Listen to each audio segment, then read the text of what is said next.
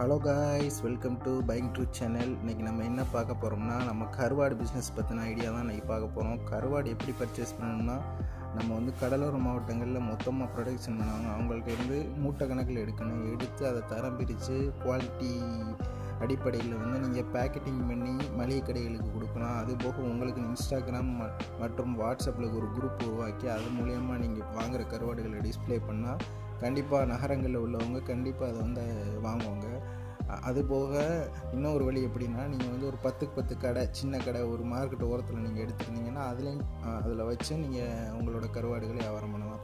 இதில் வாங்குகிற ப்ரைஸ் எப்படின்னா ரொம்ப லோவாக தான் இருக்கும். நீங்கள் ஹோல்சேலாக வாங்கும்போது ரொம்ப மலிவாக இருக்கும். உங்களுக்கு ஒரு கிலோக்கு 100லேருந்து 150 ருபீஸ் வரை கிடைக்கும். ஒரு பெர் கேஜி நீங்கள் பர்ச்சேஸ் பண்ணுறது 120, 150 அந்த ரேஞ்சில் இருக்குது. நீங்கள் விற்கிறது ஒரு 300 ரேட்டுக்கு விற்கலாம். இது போன்ற தகவல் பிடிச்சிருந்தால் சப்ஸ்கிரைப் பண்ணுங்கள், ஃபாலோ பண்ணுங்கள்.